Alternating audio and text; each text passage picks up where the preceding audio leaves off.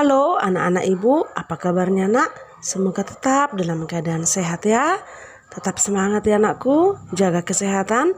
Salam dan doa ibu. Oke anak-anakku yang baik, mari kita memulai pelajaran kita, yaitu pelajaran agama. Sebelumnya kita berdoa. Memulai dan mengakhiri setiap aktivitas harus berdoa. Maka pelajaran kita pada hari ini yaitu perempuan dan laki-laki diciptakan sederajat. Pada minggu yang lalu kita telah mempelajari bahwa perempuan dan laki-laki saling melengkapi. Oke anak-anakku yang baik, mari kita mulai. Perempuan dan laki-laki diciptakan sederajat. Laki-laki dan perempuan diciptakan sederajat dan dipandang sama kedudukannya di hadapan Allah Sang Maha Pencipta. Sederajat berarti memiliki kesetaraan yang sama-sama diakui oleh Allah sebagai citranya, yakni sebagai wakilnya yang diberi anugerah kehidupan dan kuasa atas segala ciptaan. Tatanan budaya manusia sepanjang zaman lebih banyak berpusat pada garis keturunan atau ayah, yang disebut juga patrilinear, itu garis keturunan ayah. Oleh karena itu, perempuan seringkali tidak diperhitungkan, kurang diakui keberadaan dan peran sertanya di dalam hidup berkeluarga, bermasyarakat, ataupun berbangsa dan bernegara. Hal ini dapat kita lihat bahkan di dalam kitab suci, di mana keberadaan dan kedudukan perempuan kurang begitu diakui dan dihargai. Sebagai contoh dapat kita lihat pada sistem poligami dan jabatan dalam tradisi suku bangsa maupun dalam bidang-bidang kegiatan sosial kemasyarakatan.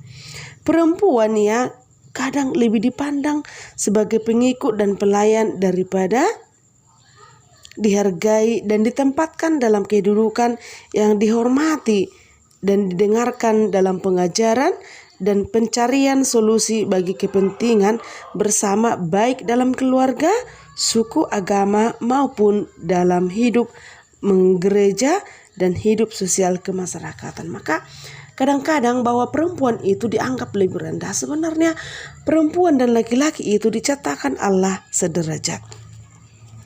Laki-laki dan perempuan diciptakan Allah sederajat dengan perempuan. Kedudukan mereka di hadapan Allah adalah sama sebagai perwujudan kehadiran Allah yang nyata atau yang secitra dengan Allah di antara segala ciptaan.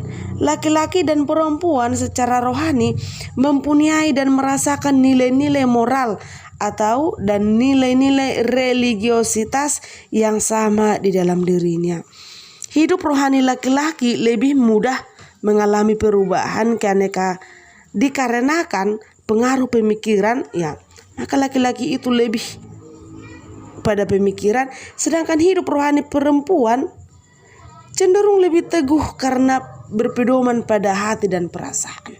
Maka laki-laki mengandalkan pikiran, sedangkan perempuan itu mengandalkan hati dan perasaan. Hidup rohani laki-laki dan perempuan sama-sama berpusat pada arah dan tujuan yang sama, yaitu menemukan ketenangan batin dan kebahagiaan dalam hidup. Keutuhan pribadi laki-laki sebagai citra Allah hanya akan memperoleh kesempurnaan dalam pendampingan pribadi dari tulang rusuknya atas dasar sikap hormat, kesetaraan, dan kepercayaan. Demikian pula halnya pribadi perempuan hanya akan memperoleh kesempurnaan dengan memenuhi kodratnya sebagai pendamping laki-laki. Laki-laki dan perempuan diciptakan sederajat untuk saling melengkapi dengan bekerja sama dalam berkarya di tengah-tengah kehidupan bagi keagungan dan kemuliaan Allah. Laki-laki dan perempuan diciptakan saling melengkapi. Saling melengkapi berarti harus berada dalam kedudukan yang setara dan sederajat. Setara dan sederajat tidak berbicara tentang siapa yang memimpin dan siapa yang menjadi hamba, melainkan kodrat jati diri keberadaan satu dengan yang lainnya. Laki-laki dan perempuan sebagai citra Allah harus menyadari, menerima dan mengakui keberadaannya masing-masing untuk saling melengkapi, bukan saling merendahkan dan saling menghina. Kesetaraan laki-laki dan perempuan adalah gambaran kehendak Allah yang senantiasa bertujuan mewujudkan keserasian dan keselarasan hak dan kewajiban memuji dan memuliakan Allah.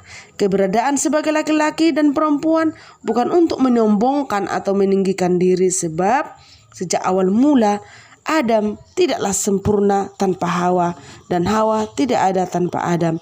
Keduanya adalah kesatuan yang setara dan sederajat untuk mewujud nyatakan pribadi manusia seutuhnya sebagai citra Allah. Boleh nanti anak-anakku yang baik dibaca Kejadian 1 ayat 26 sampai 27 dan Kejadian 2 ayat 18 dilanjutkan dengan ayat 20 sampai dengan 23. Oke anak-anakku yang baik, demikian dulu pelajaran kita hari ini. Salam dari Ibu. Terima kasih.